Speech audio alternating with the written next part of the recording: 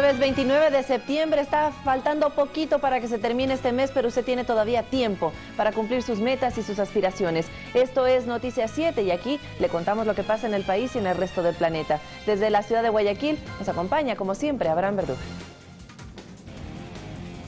A un paso van de que termine el mes y solo 3 meses para que termine el año. Es increíble cómo pasa el tiempo. Arrancamos de inmediato este informativo de la televisión pública con los titulares.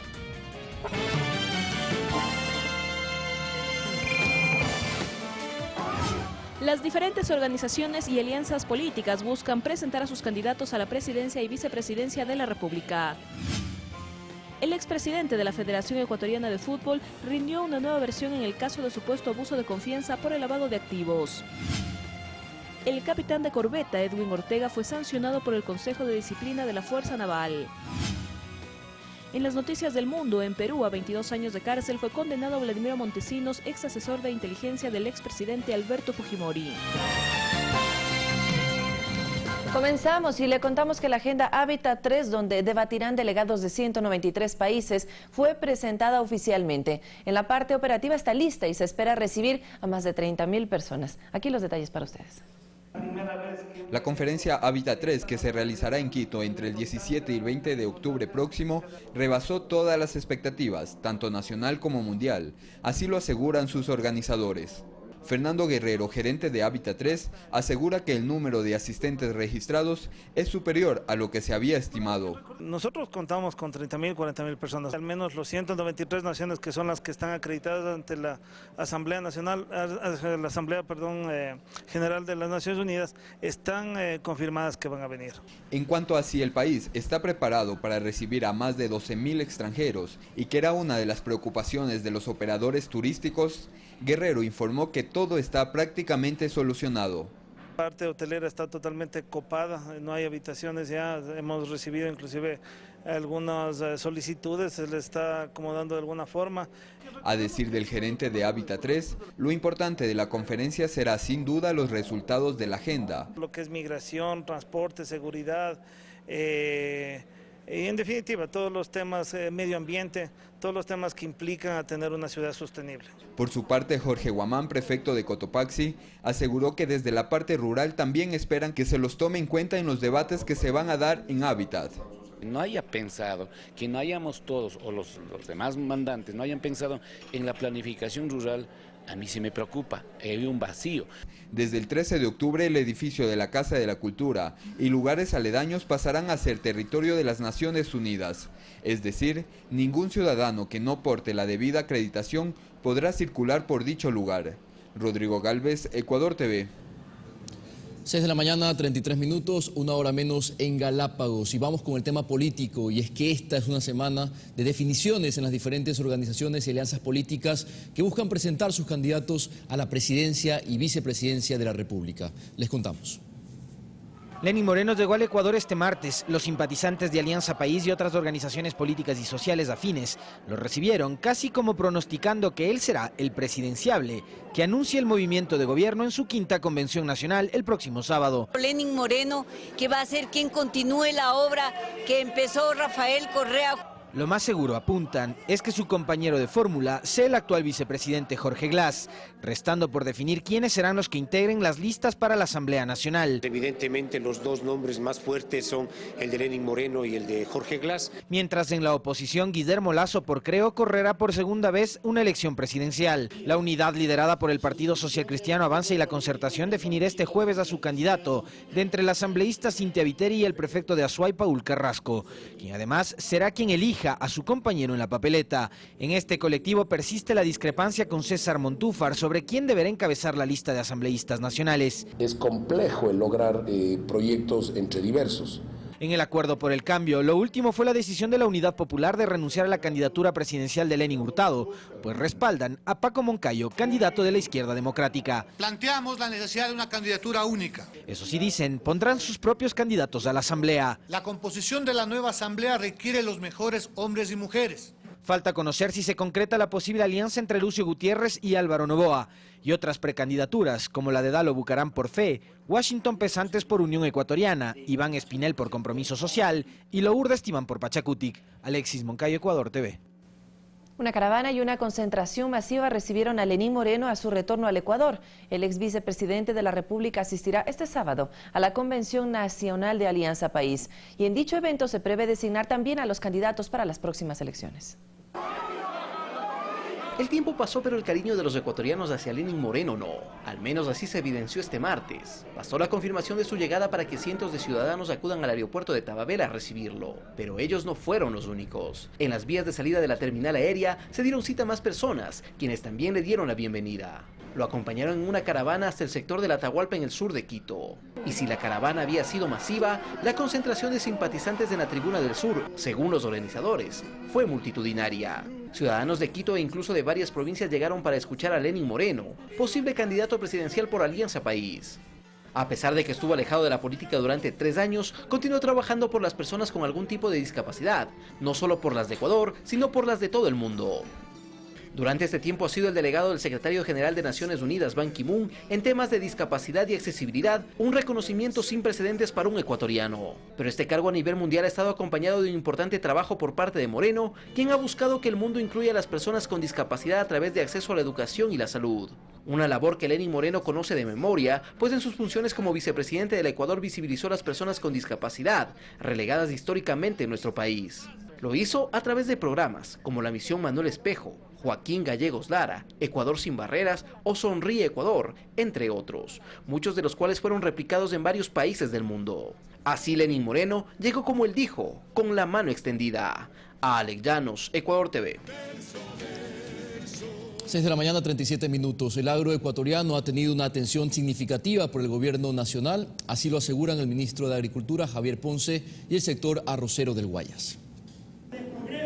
Muchos de los anuncios de los precandidatos presidenciales giran en torno a ofertas para atender el sector agrario. Estamos hablando de 1,5 millones de empleos que viven directamente del sector ganadero y que hoy se están quedando sin empleo. Y todos los procesos de soberanía alimentaria, de seguridad alimentaria y de empleo han sido abandonados. Las políticas agrarias implementadas y su repercusión en el agroecuatoriano son defendidas con cifras por parte del ministro Javier Ponce, titular de Agricultura, Ganadería, Acuacultura y Pesca. Se han dedicado a desempolvar el tema de las políticas agropecuarias para encontrar algún asidero a sus precandidaturas. Entre los puntos que destaca están la transferencia de más de 100.000 hectáreas de tierras públicas y privadas a grupos y asociaciones de campesinos, la aplicación del seguro agrícola con el pago de $242.000 en pólizas, el plan forestal que es modelo regional con más de 60.000 hectáreas. Una buena parte de esa fuerte inversión fue precisamente en favor del sector agropecuario. 6 multipropósitos ha implementado el gobierno nacional. Un representante de la zona agrícola de Daule precisa que las obras como carreteras para la salida de sus productos son acertadas. Sin embargo, se pueden mejorar otros aspectos. Que hay incentivo, tampoco podemos negar que los que han funcionado, no en su totalidad, pero yo he hecho un cálculo que entre 60 o 70%. ¿Que falta un 30%? Bueno, hay que mejorarlo. Pero que ha ayudado a muchos hermanos agricultores, es cierto. Así como establecieron un diálogo directo con el régimen, los campesinos están dispuestos a orientar a los precandidatos para que hagan planteamientos de acción eficaces a beneficio del sector. Mirta Carrillo, Ecuador TV. Mientras tanto, en Carchi, la delegación del Consejo Nacional Electoral se ajusta al calendario y pide a las organizaciones políticas que también se rijan a dicho cronograma. Entre tanto, el anuncio también fue sobre el número de personas que hicieron el cambio de domicilio. Un total de 7.473 personas actualizaron sus datos hasta el 31 de agosto en las brigadas fijas y móviles de la Delegación Provincial Electoral del Carchi. La campaña de cambios de domicilio tuvo una duración de 2 meses.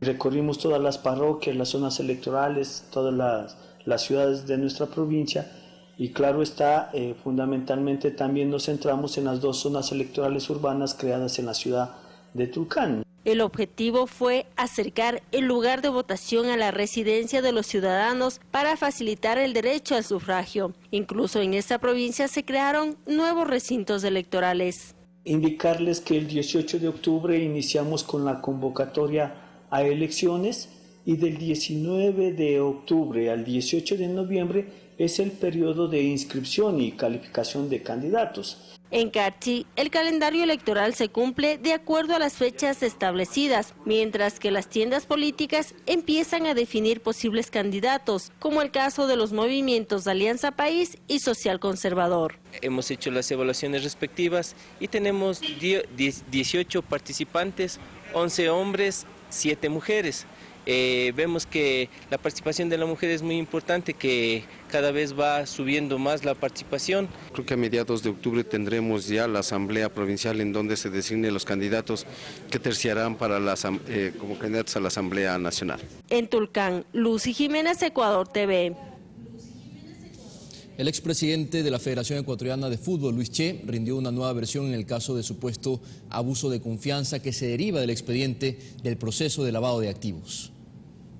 La diligencia se desarrolló en la Fiscalía Provincial de Pichincha. A este lugar acudió el ex titular de la Federación Ecuatoriana de Fútbol, Luis Che, quien mantiene arresto domiciliario por el supuesto delito de lavado de activos.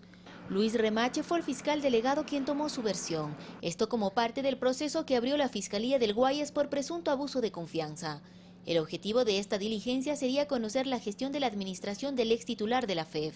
El abuso de confianza es cuando existe el uso indebido de algún bien, Recursos de la Federación en este caso. Puede ser recursos o bienes. Y en este caso todo se ha manejado transparentemente.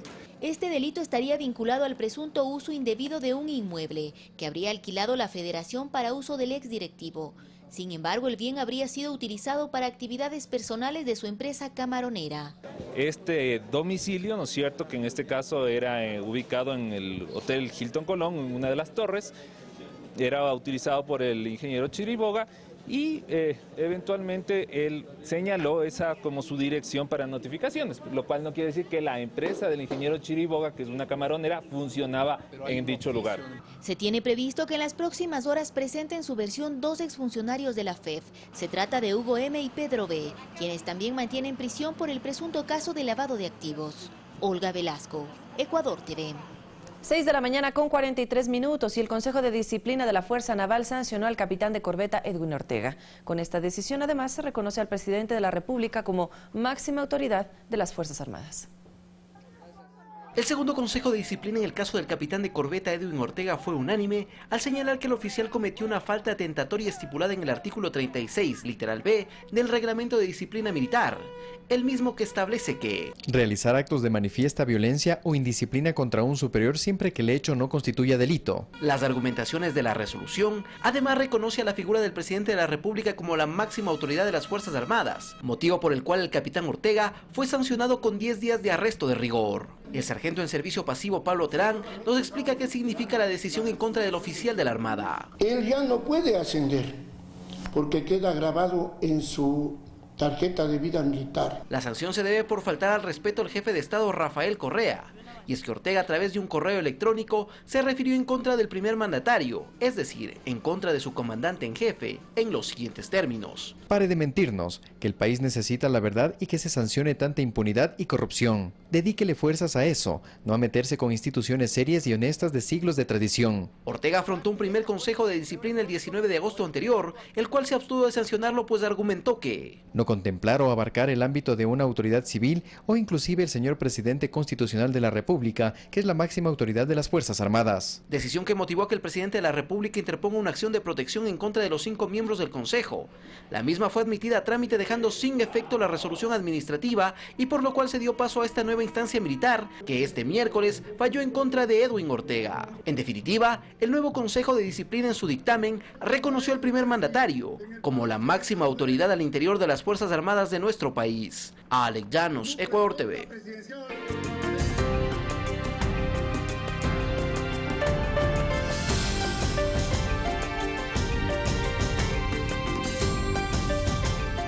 Los continuos ataques a la estabilidad de los gobiernos progresistas de la región hacen pensar a dos expertos en que un nuevo plan Cóndor se estaría fraguando en América Latina. No obstante, reconocen que los mecanismos son muy diferentes a los utilizados en el pasado.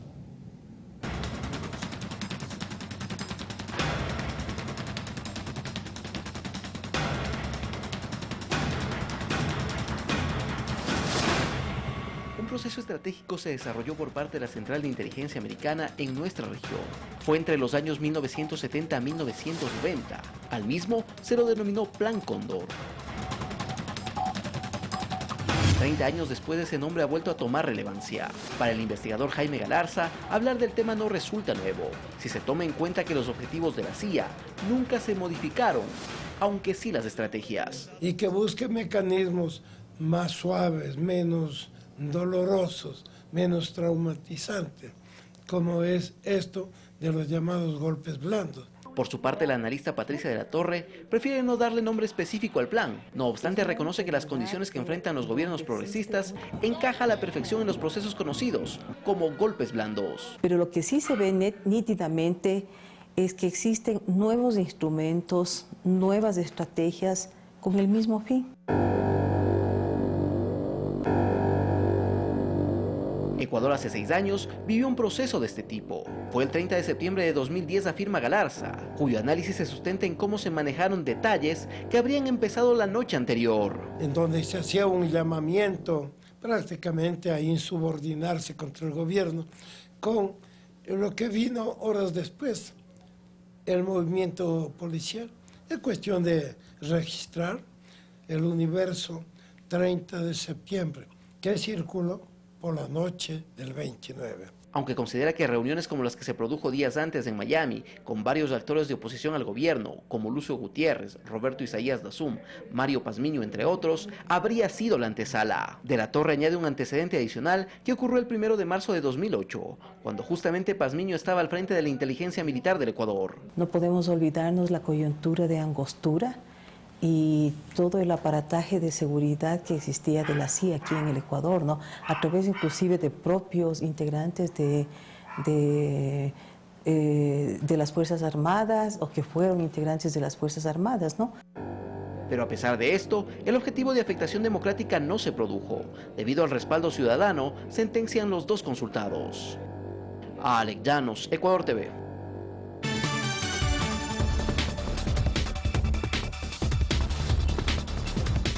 Es momento de revisar las noticias del mundo. Comenzamos en Perú. Ahí Vladimiro Montesinos, el ex asesor de inteligencia del expresidente de ese país, Alberto Fujimori, fue condenado a 22 años de cárcel por un tribunal que lo consideró responsable de la desaparición forzosa de 3 personas en el año 1993, un delito calificado de lesa humanidad. Según la justicia, estas personas habrían sido desaparecidas en los sótanos del Servicio de Inteligencia del Ejército que dirigió Montesinos entre 1990 y el año 2000. Un tiroteo en una escuela de los Estados Unidos dejó 3 heridos, una noticia casi cotidiana, mientras que en Argentina se realiza una nueva jornada de protestas contra el presidente Mauricio Macri por el incremento salarial. Más noticias en el siguiente resumen. En Argentina, los trabajadores del sector bancario salen a las calles este jueves en Buenos Aires para protestar en contra de las medidas económicas del presidente Mauricio Macri. En el tema laboral exigen la reapertura de las negociaciones salariales, ya que con el incremento de la inflación piden que el salario suba en un 25% y no en el 17% como lo estableció el Ejecutivo. Rechazan además la audiencia anunciada para el próximo 28 de octubre para un nuevo aumento en la tarifa de la energía eléctrica. Al menos 2 estudiantes y una maestra resultaron heridos en un tiroteo producido en una escuela primaria de Carolina del Sur, en Estados Unidos. De acuerdo con la información oficial, el sospechoso se encuentra bajo custodia policial y se trata de un adolescente que previo al ataque habría matado a su padre. Los agentes de seguridad rodearon la escuela y lograron evacuar a los estudiantes. Decenas de mujeres protestaron frente al Palacio Nacional en el Zócalo de la capital para exigir que el aborto sea legal y seguro en los 24 estados del país y no solo en la Ciudad de México. Esta movilización se realizó este miércoles cuando se conmemoró el Día Internacional del Aborto Legal y Seguro. Fanny Lara, Ecuador TV.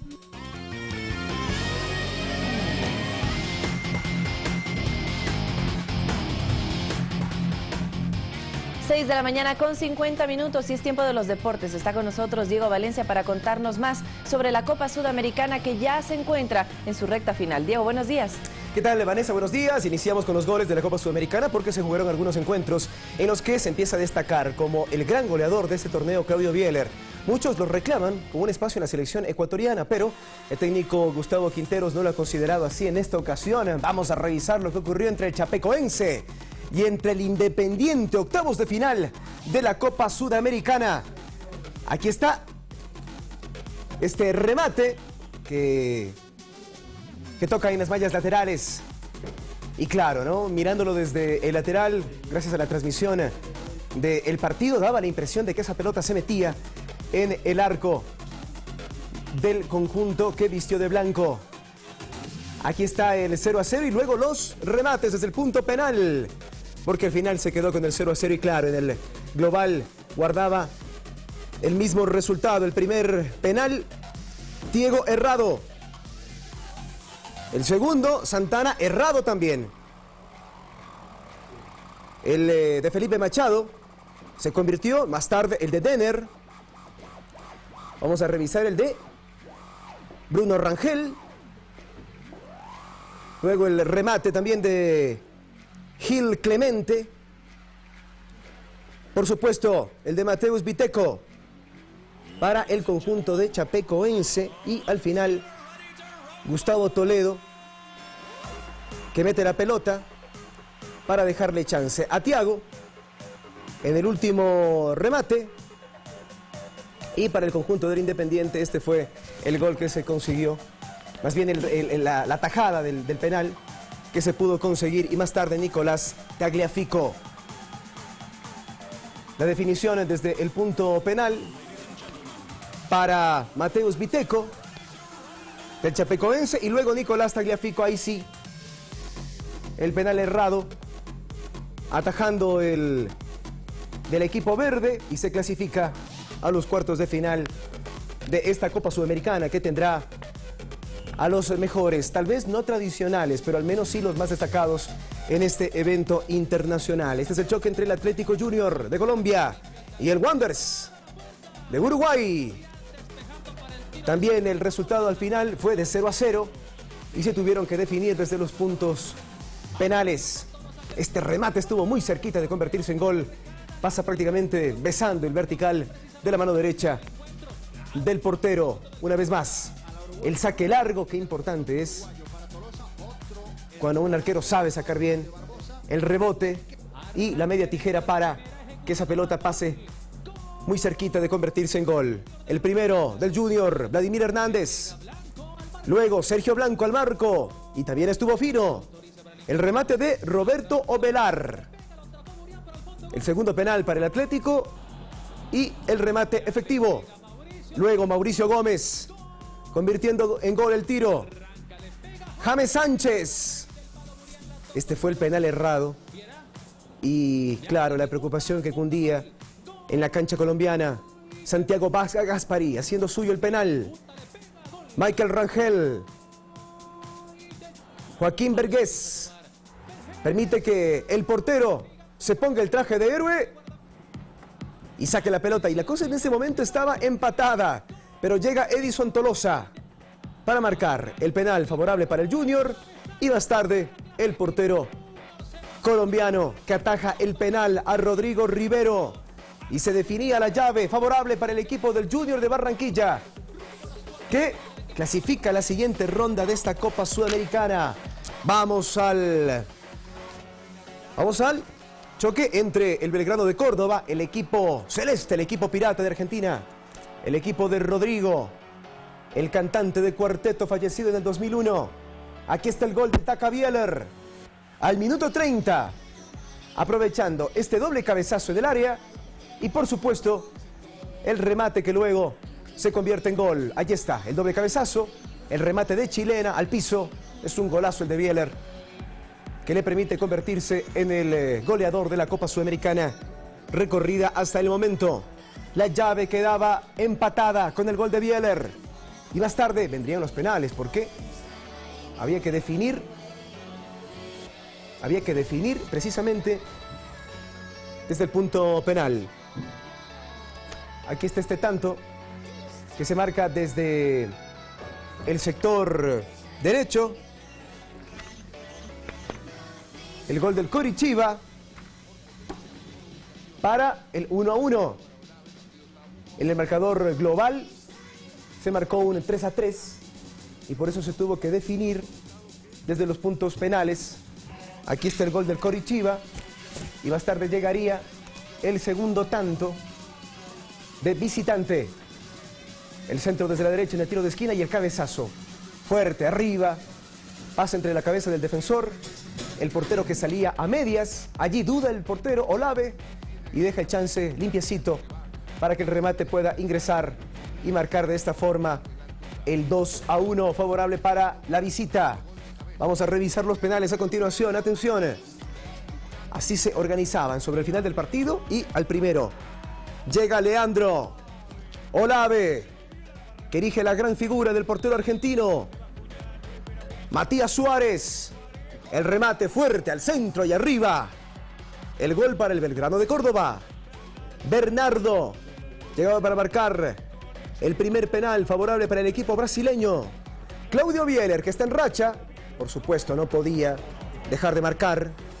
El ex Liga Deportiva Universitaria, campeón de la Copa Libertadores 2008. Juana en el tercer penal.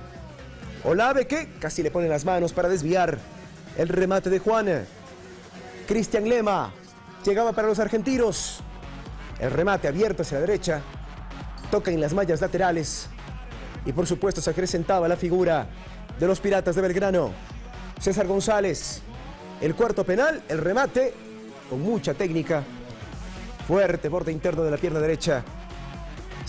Gastón Álvarez llegaba de esta forma para permitir, en cambio, se erija la figura del portero.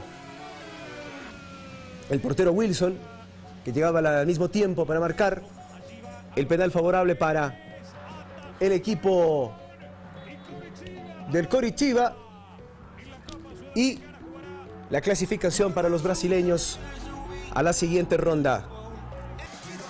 El equipo de Brasil consiguiendo de visita su clasificación. El Flamengo se enfrentaba al Palestino.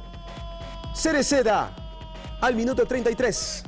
Marcaba el 1-0 de esta forma. Excelente el remate. Por supuesto luego el rebote. Y el momento en el que vuela, el portero deja con la puerta abierta el arco. Y permitía que se marque el tanto de esta forma. Y al minuto 46 casi, llegaba Leonardo Valencia en una corrida memorable. Por el sector izquierdo, se recorta en diagonal.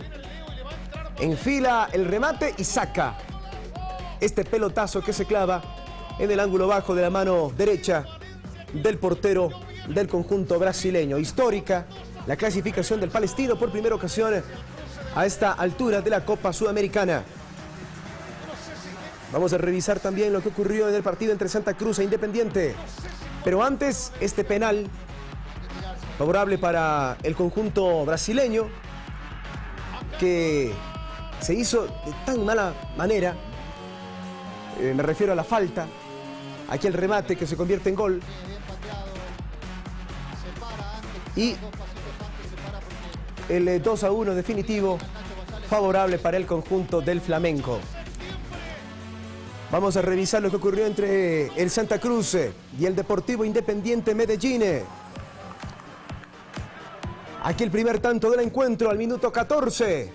Grafite. Llegaba para el equipo del Santa Cruz. El remate perfecto que llegaba al minuto 14. Vamos a revisar lo que ocurría al minuto 31. El segundo tanto del equipo del Santa Cruz, 2-0.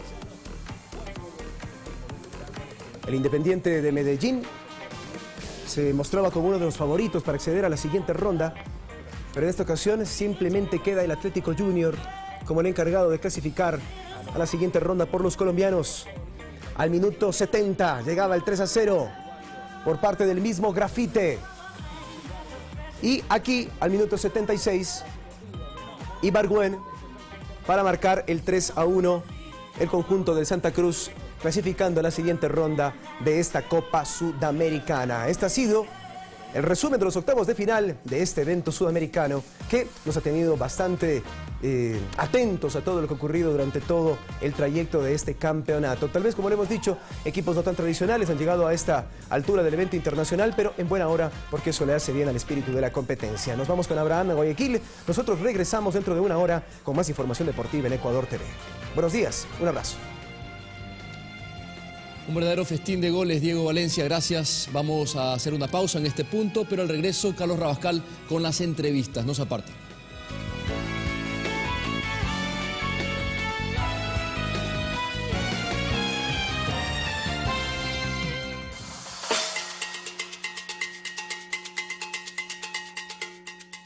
Hay algo curioso sobre el miedo. Su mayor intensidad no se da antes ni durante un ataque, sino después. ¿Pero qué pasó? Joaquín, alguien se lo llevó a la clínica. Lo encontraron y se lo llevaron, Manuela. Pero incluso cuando la paranoia barrió con todas las seguridades y solo hay dudas, hay un único refugio seguro: el amor. Aliados, hoy, 18 horas.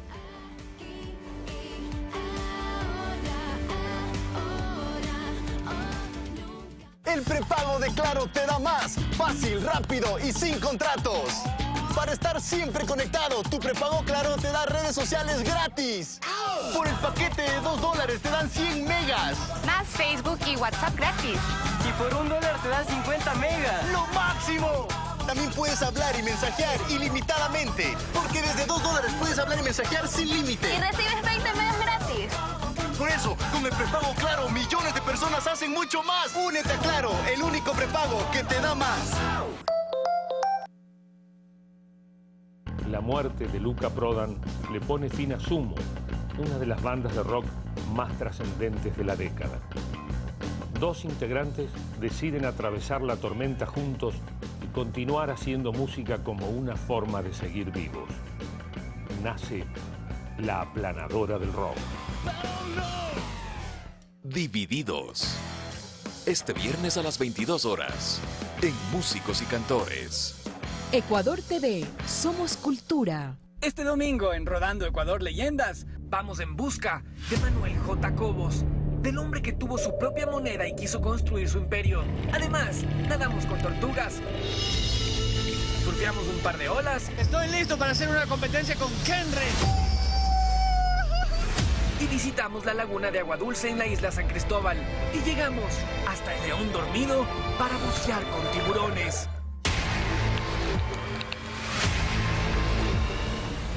No te lo pierdas, Rodando Ecuador Leyendas, este domingo, 21 horas. Es nuestra Mazda BT50, la energía de la vida en movimiento. Ecuador TV, somos aventura.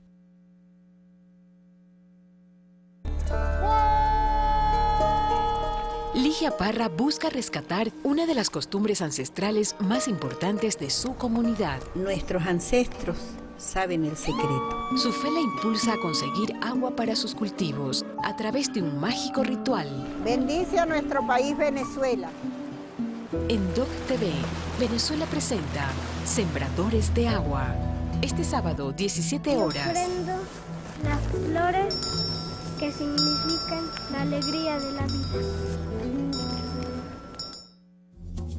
Más de 80 movimientos y partidos políticos de izquierda de todo el mundo. ELAP 2016. Quito, 28, 29 y 30 de septiembre. Inauguración Teatro del Colegio 24 de mayo. Conferencias magistrales y mesas temáticas. Encuentro de juventudes. Encuentro de gobiernos locales progresistas. Charla magistral del líder latinoamericano Pepe Mujica. Cristina Fernández de Kirchner. Y muchos más. ELAP 2016.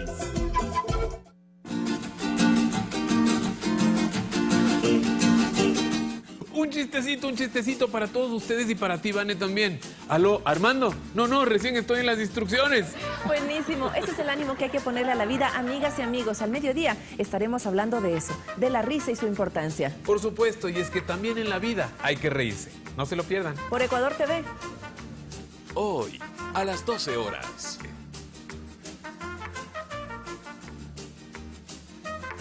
Ecuador TV, somos todos.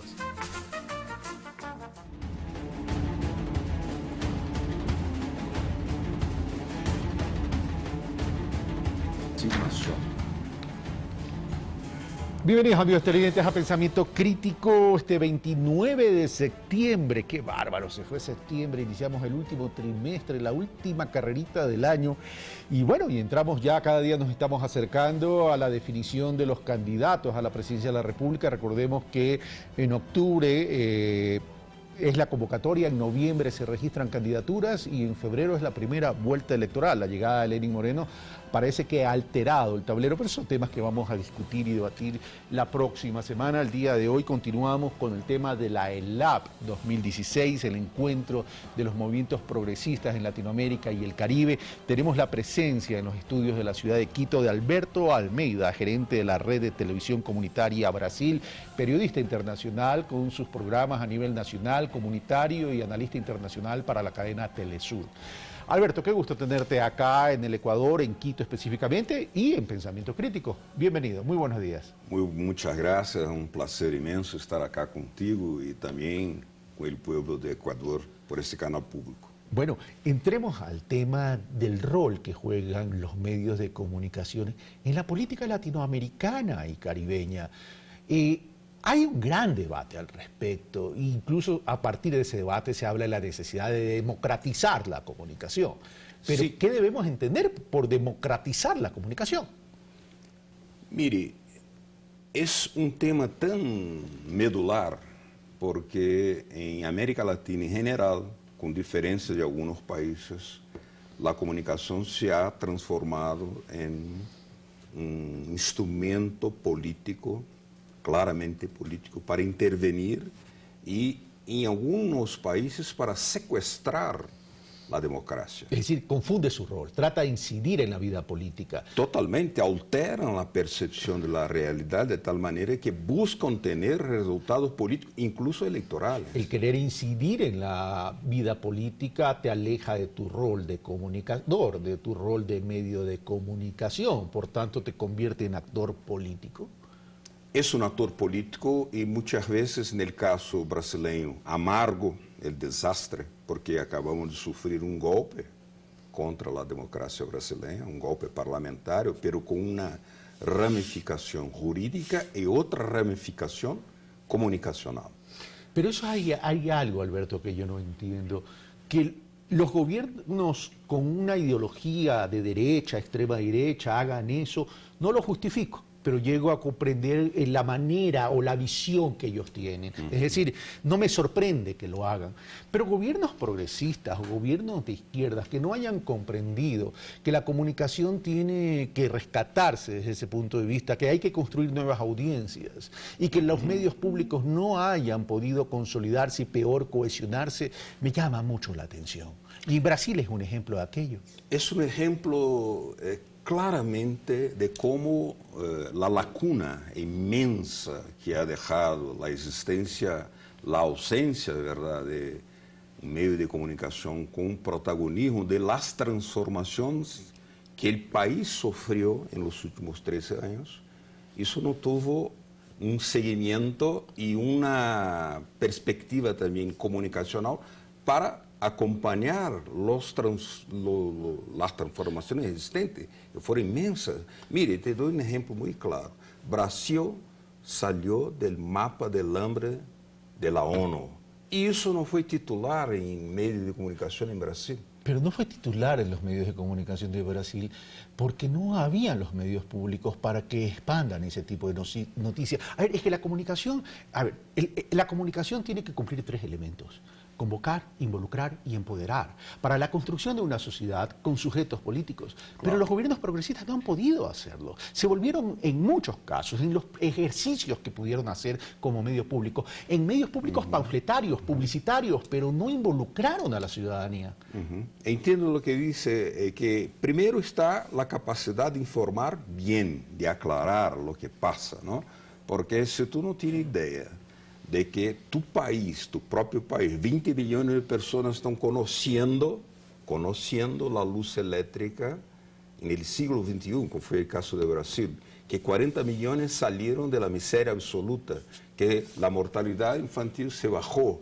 O sea, si la población no se queda con esa información muy clara para desde ahí ser sujeta política, hacer protagonismo político, eso no está es muy distinto de hablar de, por ejemplo, ser publicitario, ser panfletario, de informar bien. Pero lo que pasa es que la sociedad brasileña está bajo tutela de un gran conglomerado que es la Rede Globo, que nació con la dictadura militar en 64. Pero sin embargo aquello, Alberto, Lula pacta pues con la Rede Globo. Sí, pero Lula pactó y después le dan la espalda. Y Lula nunca pudo tener una mayoría parlamentaria que le permitiera cambiar la legislación y hacer una ley de medios más democrática, que le pudiera hacer la pluralidad, la diversidad informativa. En esa pluralidad y en esa democratización que hemos estado conversando, Alberto, los medios comunitarios juegan un papel importante, pero hay un problema en los medios comunitarios, es que la operatividad requiere un financiamiento, y ahí es donde existe una brecha fundamental e importante para poner en ejecución cualquier estrategia de medios comunitarios, y también termina existiendo un riesgo. Sí. Que se conviertan en medios políticos. Es verdad, tenemos 104 canales comunitarios en Brasil, 104. La audiencia está prácticamente en manos de la TV Globo, son 90% de la audiencia en sus manos. Los recursos publicitarios estatales van para TV Globo en 60%. Entonces, básicamente, la TV Globo recibe... O sea, es el mismo Estado el que lo alimenta. Sí, los gobiernos petistas le pagaban para que le pegasen. Claro. Le pagan para que le peguen. Entonces, y eso no fue nunca posible hacer un cambio, porque no había nunca una mayoría parlamentaria. Entonces, los canales comunitarios, los canales universitarios, que son donde hay más pluralidad, diversidad, incluso un protagonismo de temas que son prohibidos en los grandes medios, ¿no? Entonces, la manera de confinar a nosotros fue impedir el cambio legislativo que pudiera hacer un financiamiento público de estos canales. Entonces, existimos, pero resistimos bravamente. O sea, subsisten y sobreviven. Sí, sí, con mucha dificultad. Mientras la TV Brasil, que fue una creación de la época de Lula, pero aprovechando de instrumentos ya existían de antes, de la época incluso de los militares, la Radio Brás, era una TV estatal, una radio estatal. Con Lula se monta la empresa Brasil de Comunicación con la TV Brasil, pero mismo la TV Brasil no cambió su mentalidad editorial, no hizo siquiera ni el panfletarismo que tú hablabas, y buscó hacer un periodismo indiferente, acobardado, que no reconocía los grandes cambios que la sociedad sufrió. Mire, si 20 millones de personas pasan a conocer la electricidad, eso no es noticia. Claro, se salen del hambre, ¿no? Se empieza a conocer, a entrar en la universidad los pobres. Ahora, ¿por qué los gobiernos progresistas no han terminado de entender la importancia de los medios públicos y la importancia de una comunicación ciudadana? Mire, el caso... Estoy hablando a nivel de la región, Alberto. Sí, es tan dramática esta situación. Tú tienes, evidentemente, la situación, el presidente Hugo Chávez, que montó un sistema nacional de comunicación en Venezuela, montó Telesur, ¿no? Sí, pero Telesur terminó con un enfoque venezolano y no latinoamericano. Bueno, es algo que de ajuste editorial, pero eso existe, Telesur existe, cumple una función muchísimo importante, ¿no? Pero en el caso brasileño, trágico, porque pagamos un alto precio por la inexistencia de una voz alternativa, de una voz diferenciada, de una voz diversa de la gran línea. La línea venía de la siguiente manera, como dijo ayer el presidente Rafael Correa, cuando señaló que, por ejemplo, hay ahora un golpe por diferentes medios con un plan Cóndor que es muchas veces jurídico, en el caso brasileño.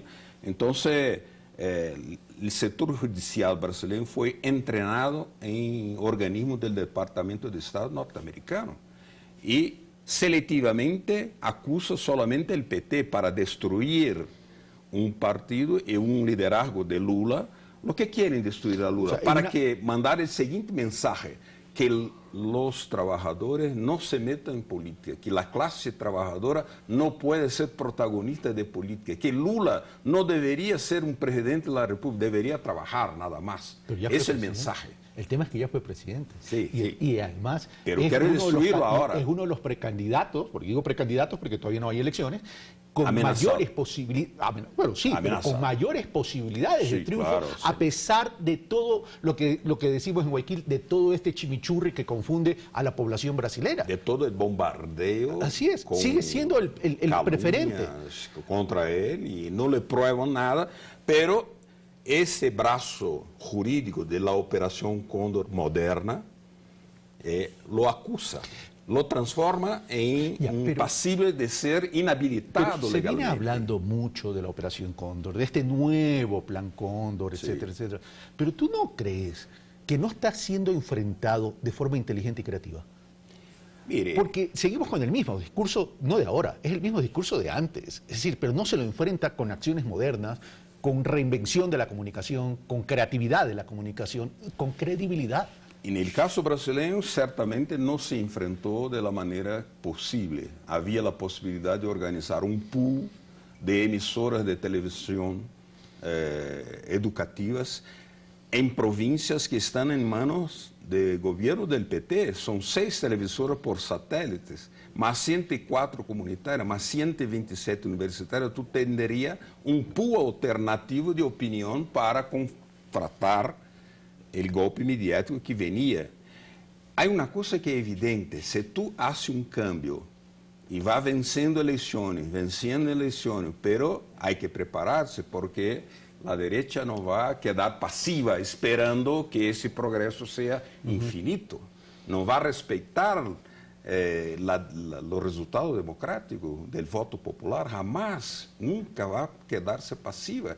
Y pasó en Brasil, no se ha preparado, porque era posible, si bien no teníamos, digamos, una mayoría para hacer una ley de medios democrática, no había la mayoría, un tema constitucional exige un quórum calificado, no teníamos esa mayoría, nunca el PT fue mayoría, nunca Lula tuvo. Todo lo que se hizo fue con alianza por una imposición de la situación. Pero ese es un tema a analizar desde otra óptica, y con esto termino, mi querido Alberto, a pesar de la gran votación que tuvo Lula y que tuvo la propia Dilma, no son capaces de transferir esa votación a sus representantes en los congresos. Ese es un hecho, mire, la derecha controla muy fácilmente el Congreso y pierde el Ejecutivo, ¿no? La izquierda gana el Ejecutivo y pierde el Congreso. Ese es eso te da la pauta, un divorcio. Eso te da la pauta que no hay sujetos políticos convencidos en proyectos y en proyectos con ideología. Eso te da la pauta. Claro. Alberto, querido, muchas gracias por estar acá. Muchas gracias, un placer. Mucho para conversar todavía, mucho para conversar. Y otra oportunidad. Muchas gracias. Bueno, y el tema de medios públicos, yo he dado mi opinión, y hago en el ejercicio de mi libertad de expresión, de pensamiento y de prensa. Es una equivocación que a los medios públicos y aquí en el Ecuador se trate de mandarlo al mercado para la subsistencia. Se pierde todo concepto y toda la dimensión de lo que significa un medio público. Mi opinión, por cierto. Venimos de inmediato.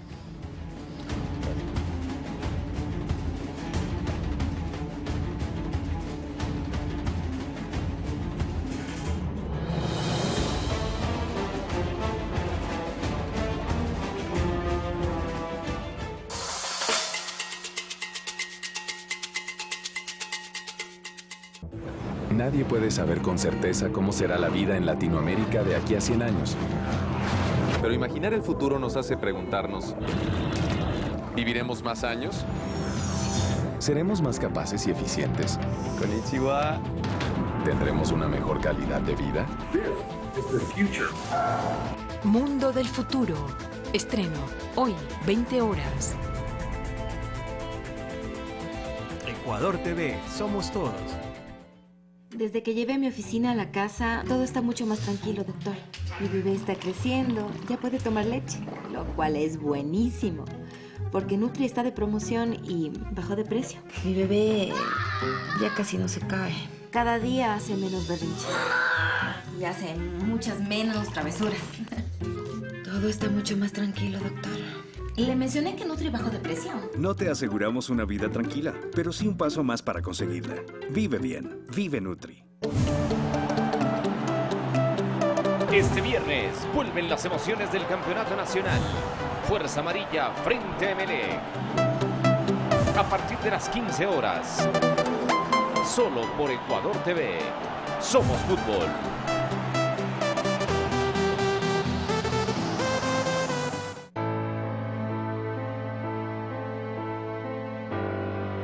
Pasamos de un país sin infraestructura, sin promoción, sin autoestima, a ser un país que lo tiene todo para convertirse en una potencia turística.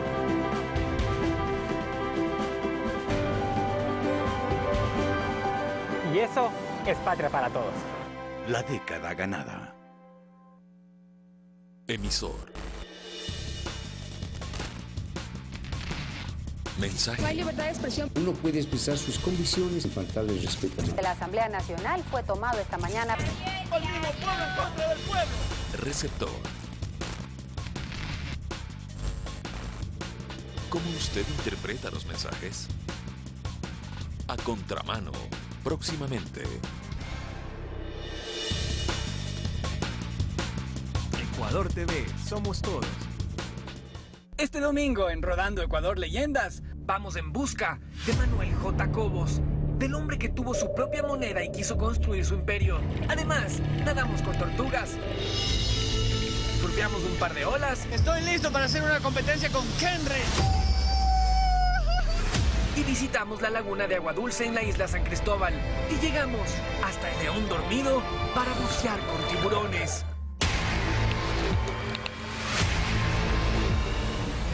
No te lo pierdas, Rodando Ecuador Leyendas, este domingo a 21 horas. Hoy estás en el mejor lugar. Banco del Pacífico, tu banco. Ecuador TV, somos aventura.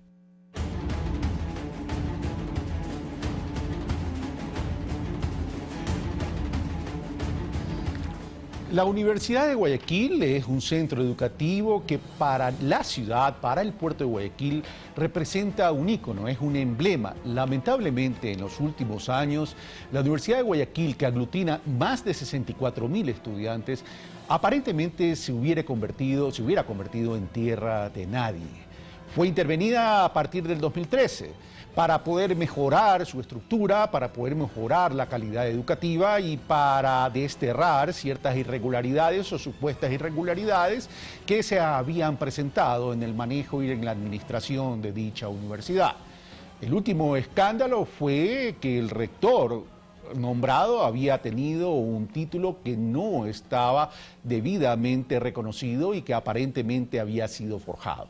Luego de aquello fue designado Galo Salazar para poder ser rector de la Universidad de Guayaquil y llevar a la Universidad de Guayaquil a la famosa y esperada calificación B. Galo Salcedo, muy buenos días, bienvenido. Buenos días. Bueno, es un agrado estar en Ecuador TV. Bueno, muchas gracias, señor rector. Bueno, da la impresión que en la Universidad de Guayaquil todo este tiempo la intervención también fue polémica y que también tuvo deficiencias en ese sentido. ¿Qué tanto se garantiza que a partir de esa intervención la Universidad de Guayaquil pueda ascender a la categoría B? Bien, recordemos y tengamos siempre presente que en la Universidad de Guayaquil confluyen personas con diferentes pensamientos. Y esa diversidad de pensamiento es que nos conduce a obtener resultados objetivos y adecuados. Actualmente siempre está presente la construcción de una universidad y ese es el pensamiento que impera casi en más del 90% de los universitarios. Sí, la Comisión de Intervención tuvo su razón de ser por una serie de situaciones que no estaban concordes a las normativas vigentes. Si se había establecido la gratuidad, no tenía por qué haberse cobrado aranceles, matrículas, cursos, seminarios a los señores, a las distinguidas damas estudiantes. Mire usted que se han devuelto aproximadamente 9 millones de dólares por gratuidad.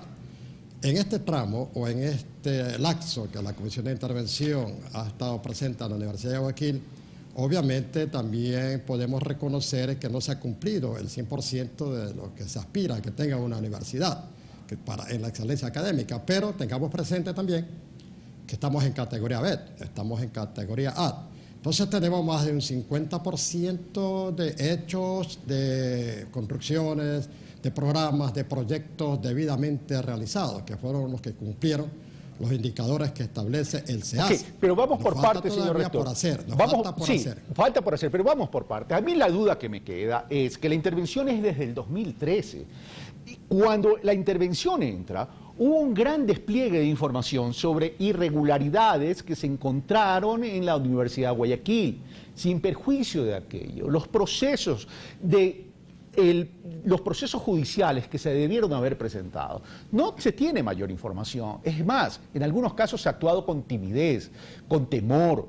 Y por otro lado, el tema fundamental de la universidad es el mejoramiento de la calidad educativa, porque en muchos casos se jugó incluso con las aspiraciones de los estudiantes.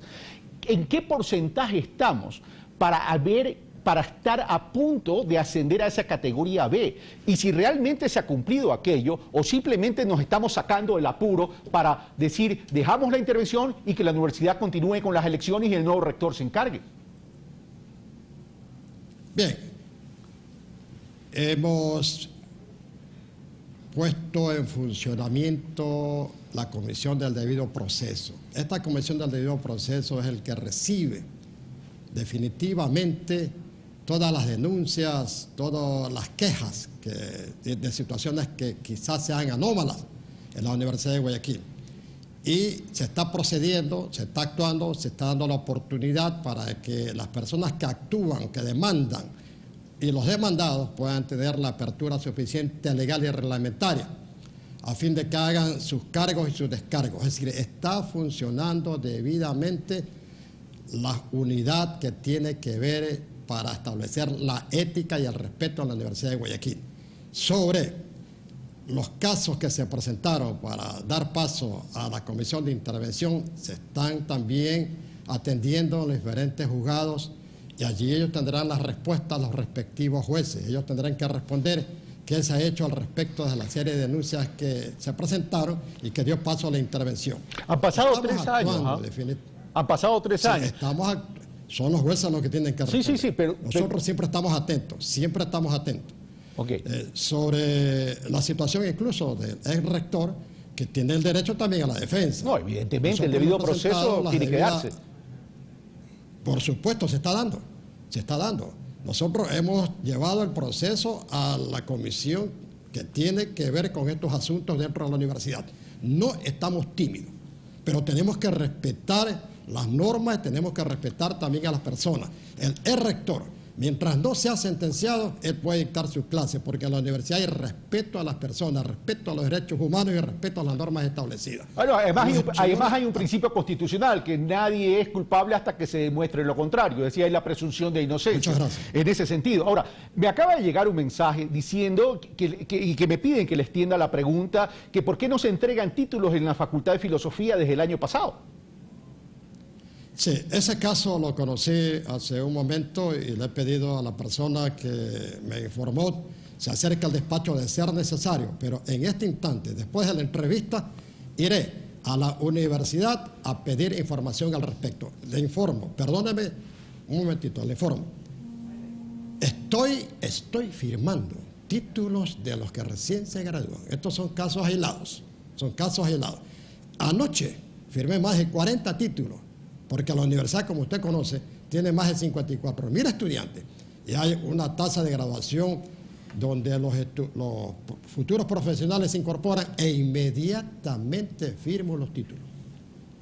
Ok, bueno, ahí te esa respuesta. Ahora, vuelvo a insistir en la calidad educativa, señor rector.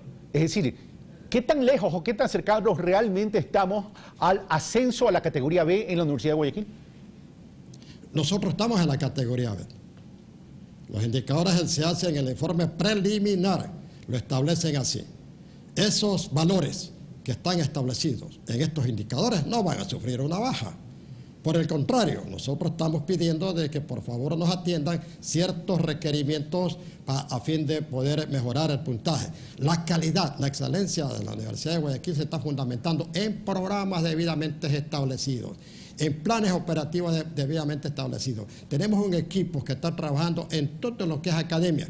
En el posgrado, a pesar de no haber tenido autorización por haber estado en la categoría D para realizar los posgrados, en estos años no nos hemos quedado detenidos. Tenemos listos programas, tenemos listos maestrías para el posgrado.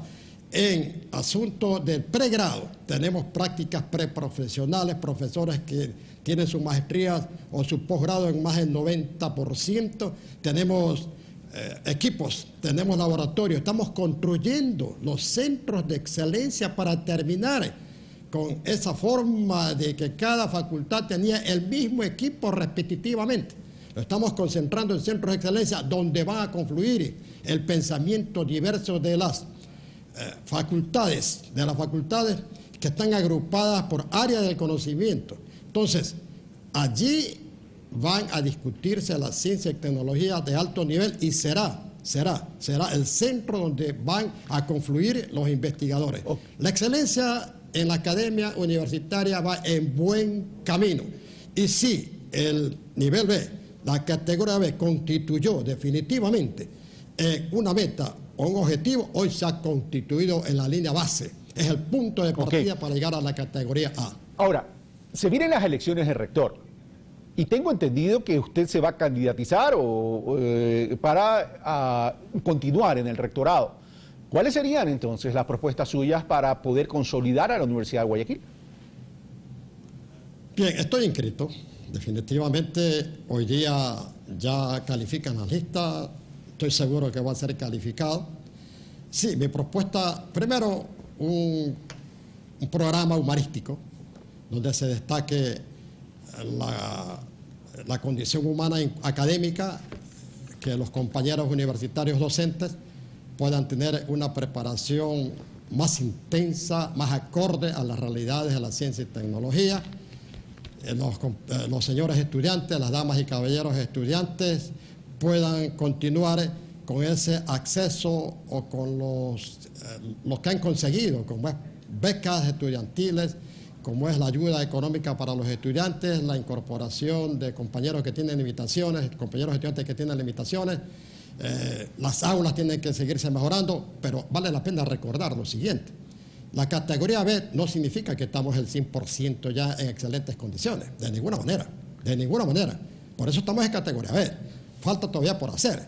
Si usted va a la universidad y coincidencialmente ingresa a un aula que no está calificada todavía por el CEACE, porque estamos en B, va a encontrar deficiencia. Pero si usted va a las aulas que el CEACE verificó y que sirvieron para calificarnos, va a encontrar aulas de primer orden, donde hay asientos cómodos para los estudiantes porque permanecen 2, 3, 4 horas en esos asientos escuchando las clases. Usted encuentra un proyector, encuentra la computadora interconectada a bibliotecas virtuales, usted encuentra sanitarios adecuados. Es decir, en este tramo, que si voy a ganar, porque voy a ganar, en este tramo nosotros mejoraremos la universidad, definitivamente, definitivamente. Hemos hecho a un lado esa politiquería, esa forma de administrar la universidad. Además, vale la pena destacar, tenemos buenas relaciones con las autoridades superiores, buenas relaciones. Tenemos una aceptación de la comunidad, muchos estudiantes a nuestra universidad acuden de otras universidades particulares porque la Universidad de Guayaquil es gratuita y lo estamos recibiendo. Tenemos limitaciones, pero estamos recibiendo un alto porcentaje. Es decir, la excelencia académica para todos. Gracias, señor rector. Gracias, señor rector. Se nos terminó el tiempo, pero quisiera extenderle una invitación a un pulso político, a un debate entre candidatos a rectores para la Universidad de Guayaquil. El universo y la población estudiantil de la universidad es demasiado importante en su número y también por la importancia del ser humano. Entonces merece también que esos estudiantes y esos profesores de la universidad puedan constatar en un debate de los candidatos a rectores cuáles son las propuestas. Señor rector, muchas gracias. Sí, perdón. Sí, perdóneme un ratito. Vale la pena destacar lo siguiente, de que los señores estudiantes, decía usted, tienen que conocer. En 4 meses me han conocido, porque las puertas están abiertas. he tratado todos los asuntos en forma personal con ellos y han visto mi trabajo, que es de puertas abiertas, honesto. Tengo el corazón universitario, porque tengo 44 años en la universidad y seguiré trabajando por el bien de ella. Tenga plena seguridad de eso. Ok, me refiero a las propuestas en este caso porque es candidato a rector. Bueno, señor rector, muchas gracias. Esto fue Pensamiento... Muchas gracias también. Encantado. Esto fue Pensamiento Crítico. Soy Carlos Rabascal y como siempre las conclusiones las sacan ustedes.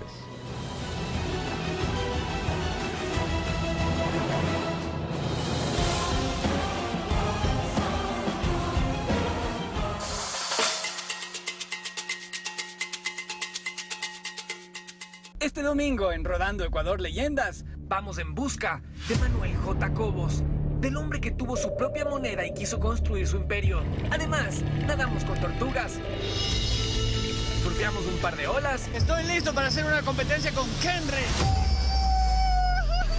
Y visitamos la laguna de agua dulce en la isla San Cristóbal.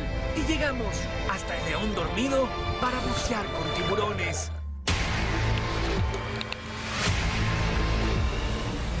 No te lo pierdas, Rodando Ecuador Leyendas, este domingo a 21 horas. Hoy estás en el mejor lugar. Banco del Pacífico, tu banco. Ecuador TV, somos aventura.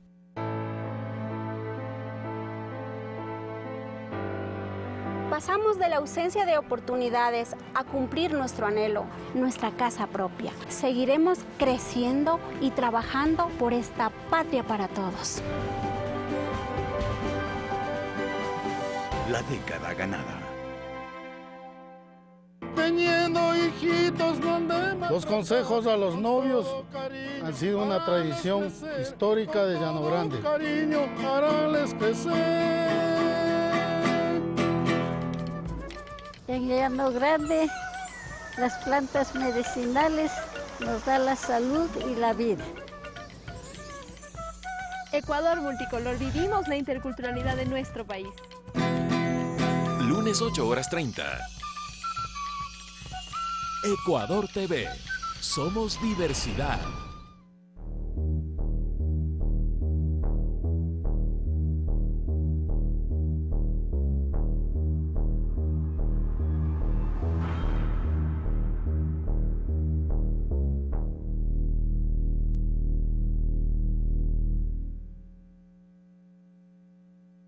Los desechos de crudo generados por Texaco entre 1972 y 1992 y vertidos irresponsablemente sobre nuestra Amazonía continúan provocando efectos negativos en la población y en su entorno. Muchos ecologistas le han denominado el Chernobyl amazónico. Un documental que confirma el desastre medioambiental y la lucha que el país enfrenta para intentar remediar uno de los mayores daños de América Latina. El desastre más grande que haya causado la industria petrolera. Las venas abiertas de la Amazonía. Sábado 1 de octubre, 20 horas.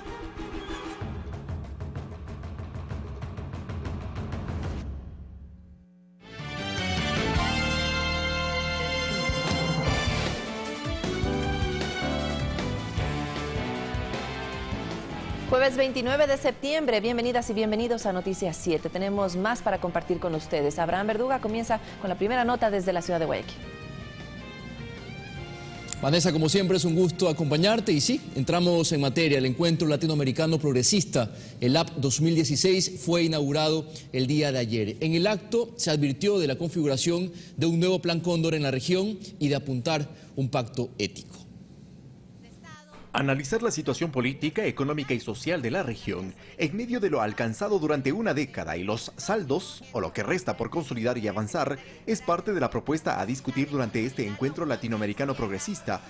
El gran desafío económico de la región es alcanzar justicia social y equidad, con eficiencia. Cerca de 94 millones de latinoamericanos se han incorporado en la clase media latinoamericana en la última década. Y básicamente es fruto del trabajo de los gobiernos progresistas.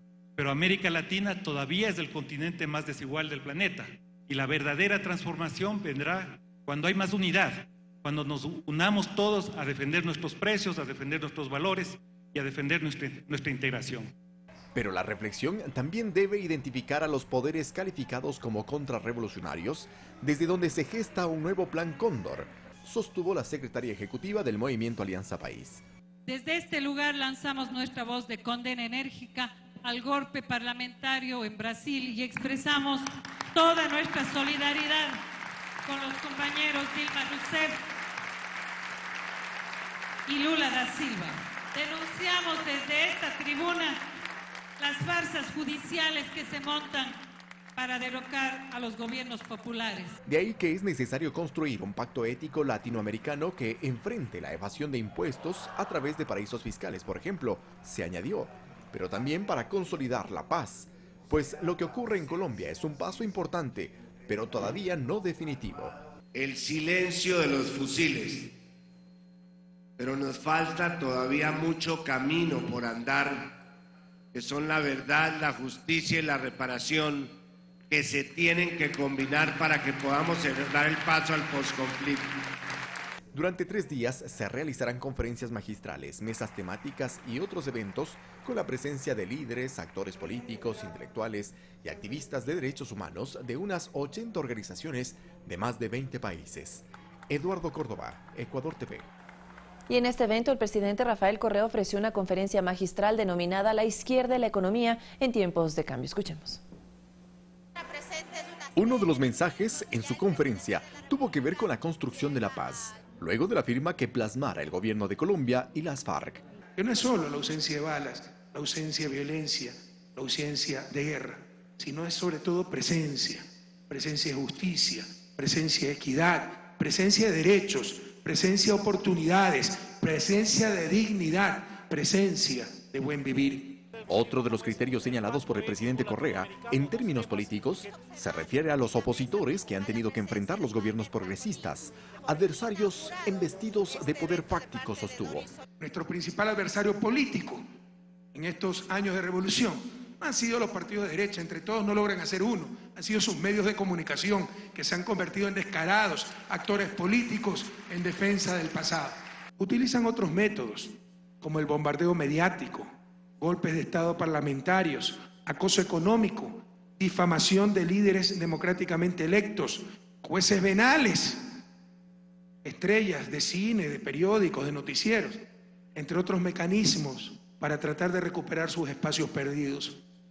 Insistió en llamar década ganada a lo ocurrido durante su mandato y el aporte de gobiernos progresistas en la región. Ofreció cifras que confirman el desarrollo de países como Uruguay, Bolivia y el mismo Ecuador, a pesar de las serias dificultades enfrentadas en los últimos 18 meses, producto, entre otros aspectos, de choques externos, pero aseguró que los indicadores mejoran. Lo hicimos muy bien. En época de vacas gordas lo estamos haciendo aún mejor en época de vacas flacas. La historia sabrá reconocer todo lo que hemos tenido que enfrentar. Y que se sustenta además en lo que llamó competitividad sistémica construida previamente para enfrentar con mejores herramientas los desafíos económicos. Prepararse para esas vacas flacas es poder seguir produciendo incluso con sequía, como ya lo podemos hacer con los multipropósitos que ha construido la Revolución Ciudadana. Seguir teniendo energía, como ya lo podemos tener con las 8 nuevas hidroeléctricas que estamos inaugurando, seguir teniendo competitividad sistémica gracias a la red vial, seguir teniendo escuelas, salud gratuitas para que la gente pueda seguir mandando a sus hijos a la escuela, atender a su familia en cuestiones de salud. Así es como nos preparamos para las vacas flacas en el siglo XXI. Sugirió a la izquierda moderna de Latinoamérica gobernar el mercado en beneficio del bien común, que el ser humano esté sobre el capital, justicia social y verdadera libertad, sostuvo. Hemos tenido una clara ideología, siendo muy pragmáticos como lo ha sido la revolución. ¿Y qué dice nuestra ideología? Los seres humanos sobre el capital, la sociedad sobre el mercado, la búsqueda de la justicia en todas sus dimensiones. Sociedades con mercado, como le dije hace un momento, no sociedades de mercado. Y para alcanzar eso, por supuesto, tener los pies bien puestos sobre la tierra. Eduardo Córdoba, Ecuador TV. Ahí tenían, así fue como transcurrió el primer día de este encuentro internacional. Y tras el inicio de la ELAP 2016 en Ciespal, se desarrollaron varias mesas temáticas con la participación de pensadores, líderes políticos de la región, quienes han tratado temas como la lucha por la democratización mediática, un análisis de las economías del sur, además de nuevos escenarios geopolíticos. Aquí más detalles.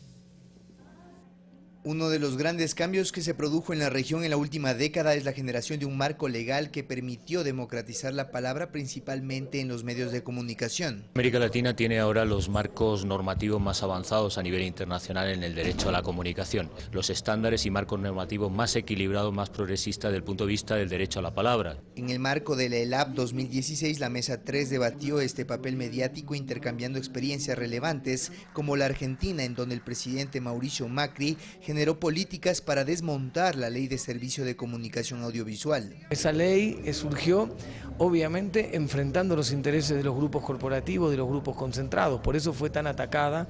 Macri ha destruido la ley de medios, la ha destruido desde el primer día con decretos que nosotros consideramos ilegales, pero amparados por ese partido judicial que lo protegía. Ecuador en este contexto se presenta como un ejemplo de avanzada por la aplicación de la Ley Orgánica de Comunicación. Cambiar esas relaciones de poder y de propiedad con la aparición de nuevos actores en el sistema de comunicación social, de tal modo que creo que es uno de los mayores referentes que tiene en este momento la región. El papel de los medios públicos en esta tarea de dar voz a los grupos históricamente relegados ha sido fundamental. Y son medios que están otorgando mayores espacios para la comunicación de la ciudadanía. En otro tema, la Mesa 4 desarrolló los desafíos de las economías del sur y nuevos escenarios geopolíticos. Aquí se analizó cómo políticas económicas de inversión social resultaron favorables para enfrentar la crisis del capitalismo y también sobre cómo desde el aspecto financiero opera el Plan Cóndor que busca afectar los sistemas progresistas. Con el trabajo muy activo de una derecha organizada que captura el discurso de los regímenes progresistas y lo vuelve en contra. Este jueves las mesas continuarán con temas de fondo como el capitalismo de casino y paraísos fiscales. César García, Ecuador TV. La expresidenta de Argentina, Cristina Fernández, recibirá este jueves de parte de la Asamblea Nacional la condecoración Manuela Sáenz.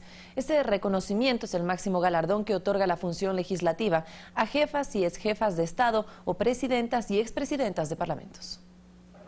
Fundamentalmente, esta distinción se la otorga a las personalidades que se han destacado por su liderazgo, labor política y convicción social.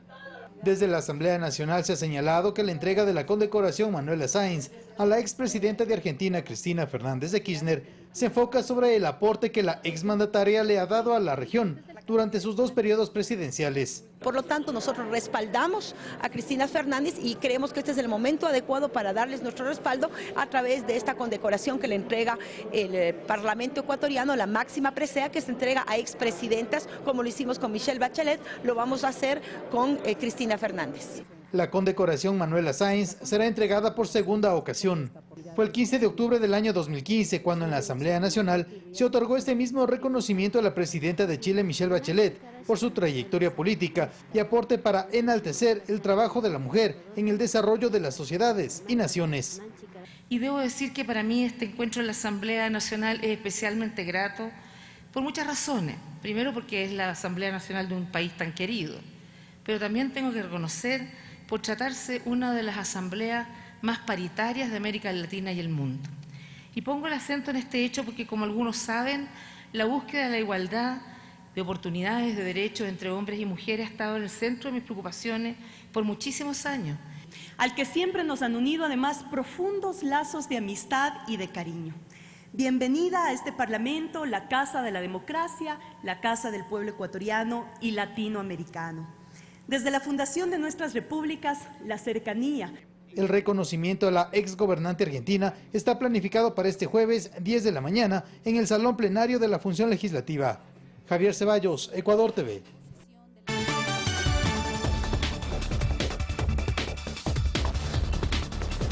Vamos con noticias fuera de nuestras fronteras. Al menos 33 personas desaparecieron después de que fuertes lluvias causadas por el tifón Meiji provocaran deslizamientos de tierra en 2 poblados en la provincia de Zhejiang, al este de China.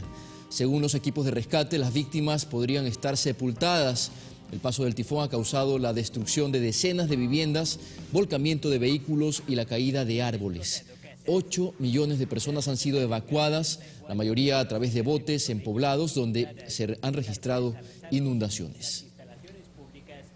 Y en otro punto del planeta, la oposición en Venezuela pidió formalmente al Vaticano su intervención para mediar el diálogo con el gobierno del presidente Nicolás Maduro, mientras que Estados Unidos amenaza con suspender los diálogos con Rusia tras los bombardeos en Siria. Este es nuestro resumen internacional. La oposición venezolana reunida en la Mesa de la Unidad Democrática solicitó formalmente al Vaticano que sirva como mediador en un potencial diálogo con el gobierno de Nicolás Maduro, después de que el Papa Francisco manifestara su disposición a impulsar estos encuentros. La carta fue leída por el secretario ejecutivo de la MUD, Jesús Torrealba, frente a la Nunciatura Apostólica en Caracas. Extendemos una formal invitación entonces al Vaticano a que opere como mediador y como garante moral de un proceso de encuentro que sea legítimo, que sea real, que no sea simplemente una maniobra para que el gobierno gane tiempo a construir una solución pacífica, electoral y democrática, como lo es el referendo revocatorio. Estados Unidos amenazó con romper las conversaciones con Rusia si no cesaban los ataques en la parte rebelde de la ciudad siria de Alepo. El secretario de Estado John Kerry lanzó esta advertencia a su homólogo ruso Sergei Lavrov en una conversación telefónica. Según informó el Departamento de Estado, esto a las pocas horas de conocerse un bombardeo sobre los dos mayores hospitales de la zona opositora al gobierno. Bajo extremas medidas de seguridad se realiza el funeral del expresidente de Israel, Simón Peres, en Jerusalén. Hasta el momento ya hizo su arribo a este lugar el presidente de México, Enrique Peña Nieto. Se espera la presencia de la canciller alemana Angela Merkel, el presidente de Francia, François Hollande, entre otras dignidades que formarán parte de los actos fúnebres. Fanny Lara, Ecuador TV.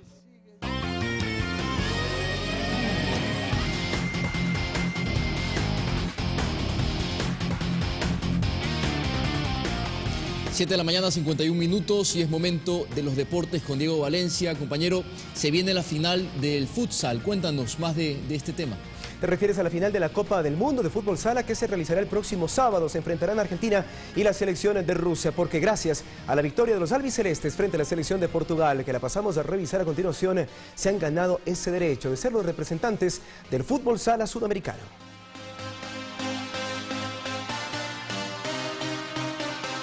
En Colombia 2016 nos referimos a esta que fue la semifinal, una llave de las semifinales, porque las otras, la otra la disputó la selección de Rusia frente a la selección de Irán.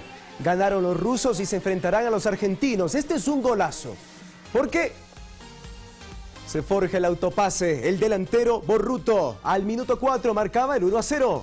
El empate llegaría por parte de Re para los portugueses. Luego de haber tocado la pelota de forma excelsa. 3, 4, 5 toques al final, habilitación para Re y el empate por 1-1. Más tarde, al minuto 10, llegaba esta zona para a los 10 minutos marcar el tanto de la desigualdad. Y a los 11 va por aquí. Marcaba el que era ya el tercer gol de la victoria de 5-2, favorable para la selección de Argentina. Brandi al minuto 12. Marcaba la cuarta del encuentro. Sí, señores.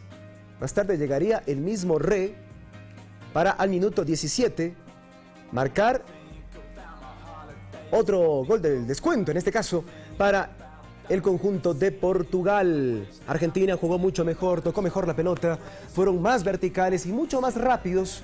Este es un fútbol que se caracteriza por su rapidez, por su efectividad y por supuesto por la técnica y el talento individual y colectivo de los protagonistas. Aquí vemos otro de los remates, este fue Cusolino al minuto 35. Vamos a mirar otro de los tantos que se dieron gracias a ese excelente toque de pelota, como lo hemos dicho, del cuadro argentino. Aquí está otro gol de los portugueses. Permanentemente y sobre todo en la segunda parte, el conjunto portugués intentaba marcar 5-2 el marcador final y por supuesto el haber llegado como representante sudamericano lo ubica dentro de la palestra del fútbol sala a nivel mundial a la selección de Argentina, que disputará este próximo sábado la final frente a la selección de Rusia.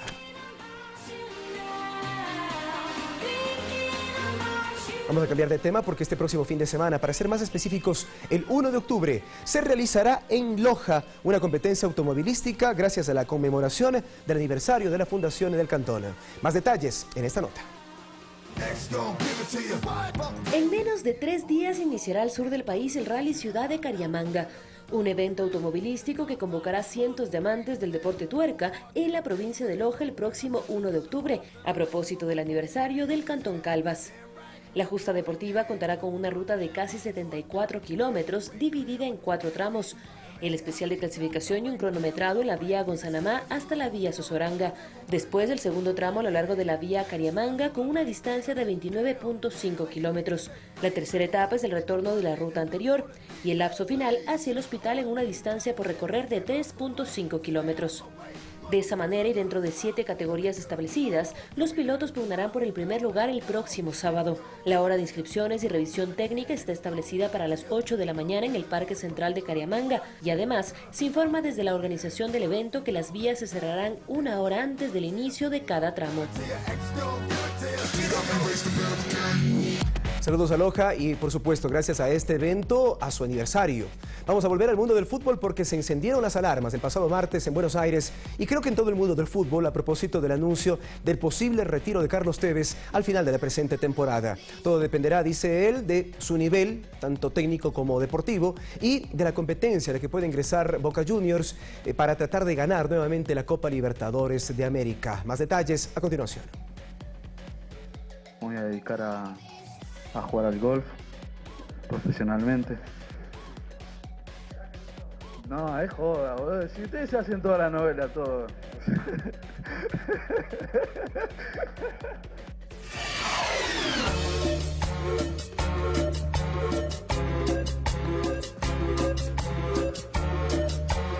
A sus 32 años y con un amor incondicional por la camiseta de Boca Juniors, el Apache Carlos Tevez anunció la noche del pasado martes en Buenos Aires que estos meses y hasta diciembre le servirán para decidir su retiro del fútbol.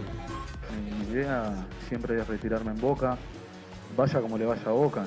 No creo que es referente y creo que es donde los chicos siempre miran y creo que es importante siempre estar bien, ¿no? Desde su regreso a Boca, Tevez está pasando por uno de sus peores momentos como jugador del popular equipo argentino. Pues además de ser eliminado de la Copa Libertadores ante Independiente del Valle, situación que le trajo grandes críticas, su paso por la Liga Argentina ha resultado más traumática por la suspensión que lo dejó fuera por 3 partidos, tras insultar a un árbitro. Se siente importante porque la gente o el club te lo hace sentir y uno puede hacer la diferencia dentro de la cancha. Pero después uno tiene que estar preparado de la mejor forma para poder hacerlo. Igualmente, Tevez dejó de ser parte de la selección de su país. Su bajo rendimiento, el desgaste físico y el trajín de los años, que parecen ser motivo para pensar en colgar los botines. Lo que hace en el club lo pone o lo saca de la selección. La realidad es que no venía teniendo un buen rendimiento hasta los primeros minutos de Belgrano. Pero creo que es importante siempre estar bien. Ladies and gentlemen, Nos metemos en el tema de Rusia 2018 porque el pasado fin de semana el comité organizador de la Copa del Mundo, que se disputará dentro de 2 años en este país, presentó las 3 opciones para poder elegir a uno de los símbolos del Mundial. Me refiero a su mascota. Están en la disputa un tigre siberiano que, según los entendidos en cuanto a diseño e historia, corre con las mayores posibilidades, y también el diseño de un gato y de un lobo. ¿Cuál es su favorito? También tenemos la posibilidad de votar y escoger al mejor. Un tigre siberiano, un gato y un lobo compiten por ser la mascota oficial del Mundial de Fútbol de Rusia.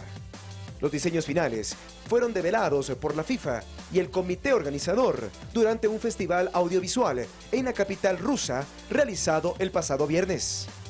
Para la elección, los aficionados podrán ingresar en el portal dedicado para el evento, talisman.fifa.com, o también en las redes sociales hasta el próximo 21 de octubre y elegir al que les parezca mejor. El resultado de la votación popular será anunciado en directo durante la ceremonia oficial de presentación del nuevo símbolo mundialista. El tigre siberiano es considerado de forma unánime como el gran favorito, ya que esa especie en vías de extinción es uno de los más preciados tesoros de la fauna nacional en Rusia. Mientras que el lobo y el gato parten, según ciertos especialistas, teóricamente con menos opciones. A lo largo de la historia de los mundiales, han existido mascotas de todas las clases. Desde niños, pasando por naranjas, pimientos picantes y ciertos animales, pero nunca un tigre. El Mundial de Rusia se disputará en 11 ciudades, desde el 14 de junio al 15 de julio del 2018.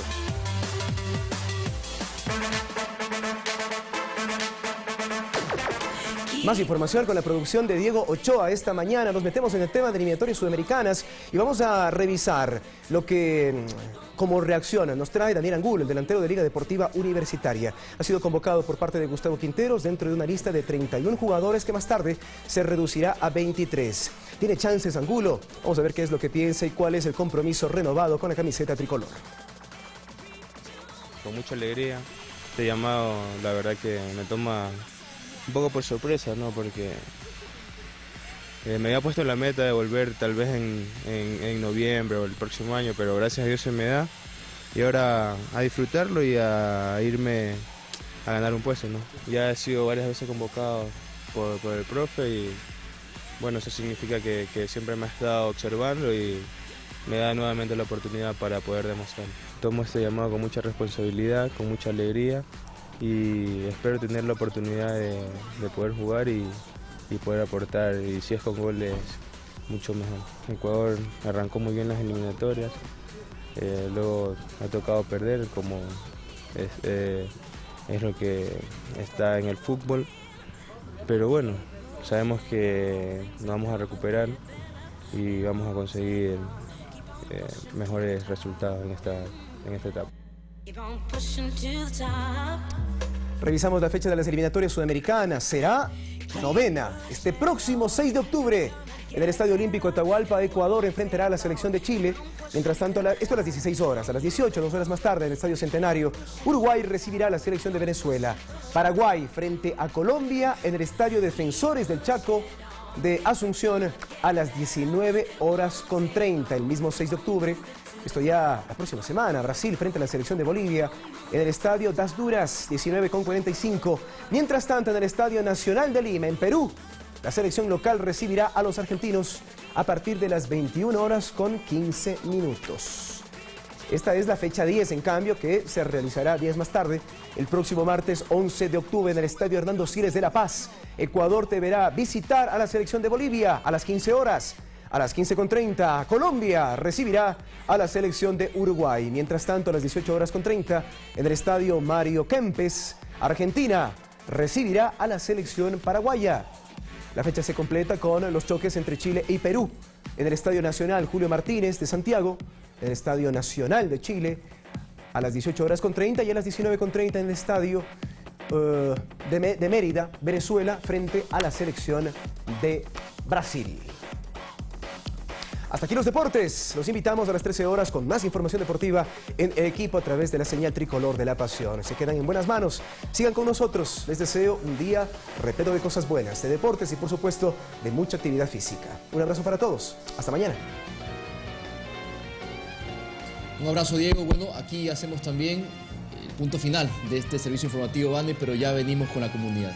Así es, Abraham, están listos nuestros compañeros en diferentes puntos de Quito y Guayaquil para contarnos qué pasa en cada una de nuestras provincias. Hasta aquí las noticias que regresarán a las 13:45. Disfruten de este jueves, póngale ganas y corazón a sus actividades.